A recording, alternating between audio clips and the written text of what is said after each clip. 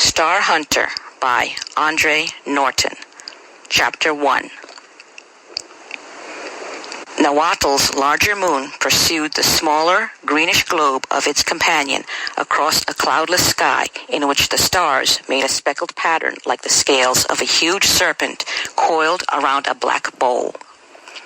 Ras Hume paused at the border of scented spike flowers on the top terrace of the pleasure house to wonder why he thought of serpents. He understood. Mankind's age-old hatred, brought from his native planet to the distant stars, was evil symbolized by a coil in a twisted belly path across the ground. And on Nahuatl, as well as a dozen other worlds, Was was the serpent. A night wind was rising, stirring the exotic half-dozen other worlds' foliage planted cunningly on the terrace to simulate the mystery of an off-world jungle. Hume? The inquiry seemed to come out of thin air over his head. Hume, he repeated his own name calmly. A shaft of light, brilliant enough to dazzle the eyes, struck through the massed vegetation, revealing a path. Hume lingered for a moment, offering a counterstroke of indifference in what he had always known would be a test of wits. Was was Veep of a shadowy empire, but that was apart from the world in which Ras Hume moved. He strode deliberately down the corridor, illuminated between leaf and blossom walls. A grotesque lump of crystal leered at him from the heart of a Tharsala lily bed. The intricate carving of a devilish, non-human set of features was a work of alien art. Tendrils of smoke curled from the thing's flat nostrils, and Hume sniffed the scent of a narcotic he recognized. He smiled. Such measures might soften up the usual sieve Was interviewed here, but a star pilot turned out-hunter was immunized against such mind-clouding. There was a door, the lintel and posts of which had more carving, but this time Terran, Hume thought. Old, very old. Perhaps rumor was right. Milfor's Was might be truly native Terran and not second, third, nor fourth generation star stock, as most of those who reached Nahuatl were. The room beyond that elaborately carved entrance was, in contrast, severe. Rust walls were bare of any pattern save an oval disk of cloudy golden shimmer behind the chair at the long table of solid ruby rock from Nahuatl's poisonous sister planet of Zype. Without a pause, he walked to the chair and seated himself without invitation to wait in the empty room. That clouded oval might be a comm device. Hume refused to look at it after his first glance. This interview was to be person to person. If Was did not appear within a reasonable length of time, he would leave. And Hume hoped to any unseen watcher he presented the appearance of a man not impressed by stage settings. After all, he was now in the seller's space boots, and it was a seller's market. Ras Hume rested his right hand on the table. Against the polished glow of the stone, the substance of it was flesh-tanned brown, a perfect match for his left. And the subtle difference between true flesh and false was no hindrance in the use of those fingers or their strength, save that it had pushed him out of command of a cargo cum liner and hurled him down from the pinnacle of a star pilot. There were bitter brackets about his mouth, set there by that hand as deeply as if carved with a knife. It had been 4 years, planet time, since he had lifted the Rigel rover from the launch pad on Sargon II. He had suspected it might be a tricky voyage with young Tor's Wazalitz, who was a third owner of the Kogan Boers Wazalitz line, and a Gratz chewer. But one did not argue with the owners, except when the safety of the ship was concerned. The Rigel rover had made a crash landing at Alexbut, and a badly injured pilot had brought her in by will, hope, and a faith he speedily lost. He received a plasta hand, the best the medical center could supply, and a pension for life, forced by the public acclaim for a man who had saved ships and lives. Then the sack because a crazed Tor's Wazalitz was dead. They dared not try to stick Hume with a murder charge. The voyage record tapes had been shot straight through to the Patrol Council, and the evidence on those could be neither faked nor tampered with. They could not give him a quick punishment, but they could try to arrange a slow death. The word had gone out that Hume was off pilot boards. They had tried to keep him out of space. And they might have done it too, had he been the usual type of pilot, knowing only his trade. But some odd streak of restlessness had always led him to apply for the rim runs, the very first flights to newly opened worlds. Outside of the surveymen, there were few qualified pilots of his seniority who possessed such a wide and varied knowledge of the galactic frontiers. So when he learned that the ship's boards were irrevocably closed to him, Hume had signed up with the Out Hunters Guild. There was a vast difference between lifting a liner from a launching pad and guiding civ hunters to worlds surveyed and staked out for their trips into the wild. Hume relished the exploration part. He disliked the leading by the hand of 9/10 of the Guild's clients. But if he had not been in the Guild service, he would never have made that find on Humala. That lucky find. Hume's plastiflesh fingers curved. Their nails drew across the red surface of the table. And where was Was? He was about to rise and go when the golden oval on the wall smoked, its substance thinning to a mist as a man stepped through to the floor. The newcomer was small compared to the former pilot, but he had breadth of shoulder which made the upper part of his torso overbalance his thin hips and legs. He was dressed most conservatively, except for a jeweled plaque resting on the tightly stretched gray silk of his upper tunic at heart level. Unlike Hume, he wore no visible arms belt, but the other did not doubt that there were a number of devices concealed in that room to counter the efforts of any assassin. The man from the mirror spoke with a flat, toneless voice. His black hair had been shaven well above his ears. The locks left on top of his skull trained into a kind of bird's crest. As Hume, his visible areas of flesh were deeply browned, but by nature rather than exposure to space, the pilot guessed. His features were harsh, with a prominent nose, a back-slanting forehead, eyes dark, long, and large, with heavy lids. Now, he spread both his hands, palm down and flat on the table, a gesture Hume found himself for some unknown reason copying. "You have a proposition?" But the pilot was not to be hurried, any more than he was to be influenced by Wass' stage settings. "I have an idea," he corrected. "There are many ideas." Wass leaned back in his chair, but he did not remove his hands from the table. "Perhaps 1 in 1,000 is the kernel of something useful. For the rest, there is no need to trouble a man." "Agreed," Hume returned evenly. "But that one idea in 1,000 can also pay off in odds of 1,000,000 to 1, when and if a man has it." "And you have such a one?" "I have such a one." It was Hume's role now to impress the other by his unshakable confidence. He had studied all the possibilities. Wass was the right man, perhaps the only partner he could find. But Wass must not know that. "On Humala?" Wass returned. If that stare and statement was intended to rattle Hume, it was a wasted shot. To discover that he had just returned from that frontier planet required no ingenuity on the Veep's part.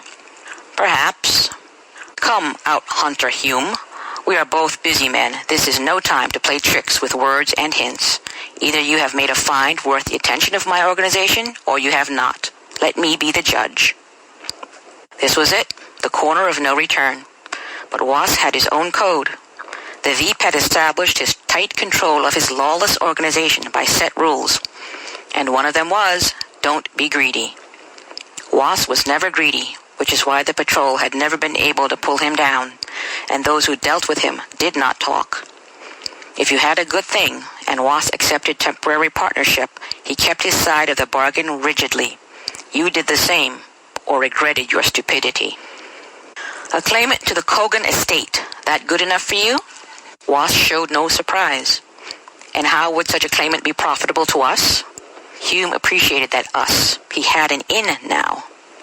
"If you supply the claimant, surely you can claim a reward, in more ways than one." "True, but one does not produce a claimant out of a Krusha dream. The investigation for any such claim now would be made by a Verity lab, and no impostor will pass those tests, while a real claimant would not need your help or mine. Depends upon the claimant. One you discovered on Humala? No, Hume shook his head slowly. I found something else on Humala. An LB from Largo Drift, intact and in good shape. From the evidence now in existence, it could have landed there with survivors aboard. And the evidence of such survivors living on? That exists also? Hume shrugged. His plaster-flesh fingers flexed slightly. It has been 6 planet years. There is a forest where the LB rests. No evidence at present. The Largo Drift, Was repeated slowly, carrying, among others, gentle femme Tharley Cogan Brody, and her son Rinch Brody, who was at the time of the Largo Drift's disappearance a boy of 14. You have indeed made a find. Was gave that simple statement enough emphasis to assure Hume he had won. His 1 in 1,000 idea had been absorbed, was now being examined, amplified, broken down into details he could never have hoped to manage for himself by the most cunning criminal brain in at least 5 solar systems. Is there any hope of survivors? Was attacked the problem straight on.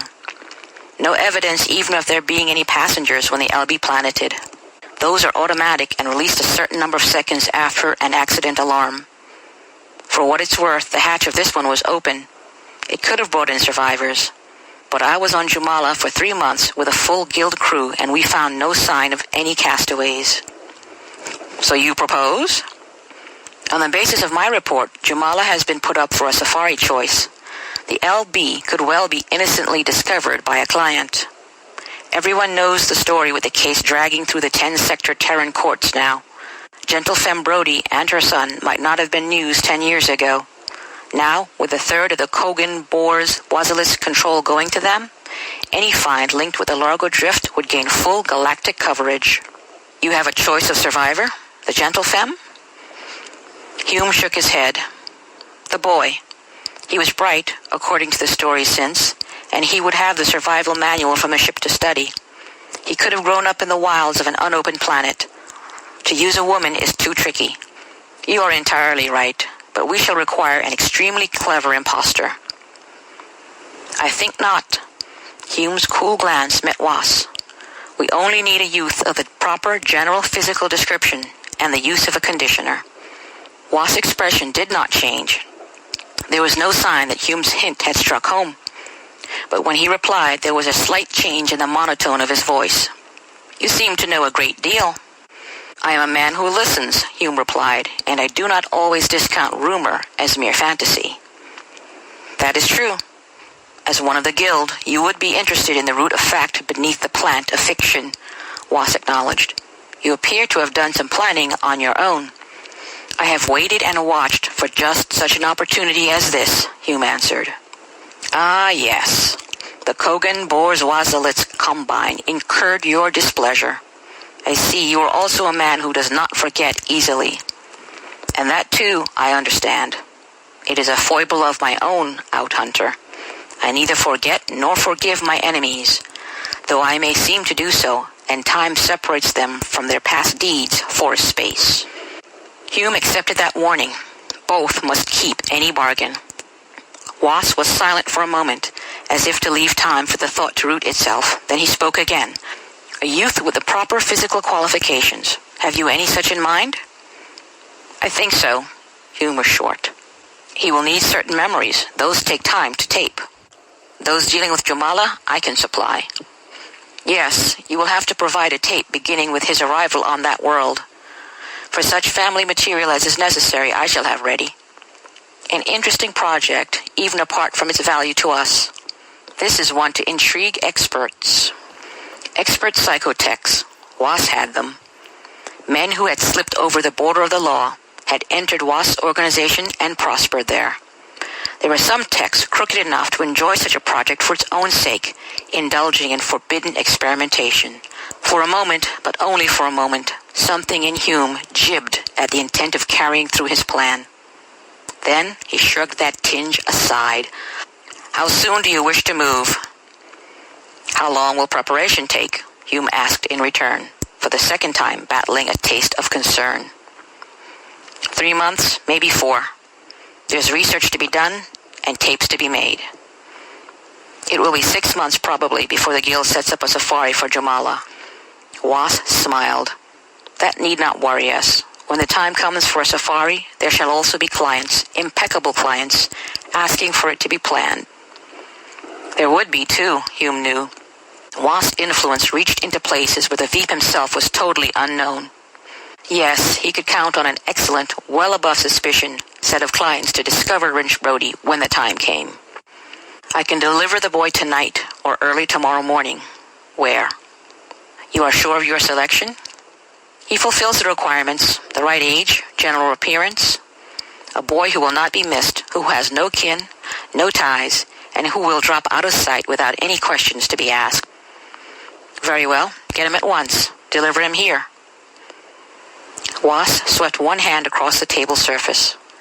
On the red of the stone there glowed for seconds an address. Hume noted it, nodded. It was one in the center of the port town, one which could be visited at an odd hour without exciting any curiosity. He rose. He will be there. Tomorrow, at your convenience, Was added, you will come to this place. Again the palm moved, and a second address showed on the table. There you will begin your tape for our use. It may take several sessions. I'm ready. I still have the long report to make to the guild, so the material is still available on my note tapes. Excellent. Out Hunter Hume, I salute a new colleague. At last, Wask's right hand came up from the table. May we both have luck equal to our industry. Luck to equal our desires, Hume corrected him. A very telling phrase, Out Hunter. Luck to equal our desires. Yes, let us both deserve that. End of chapter 1. Of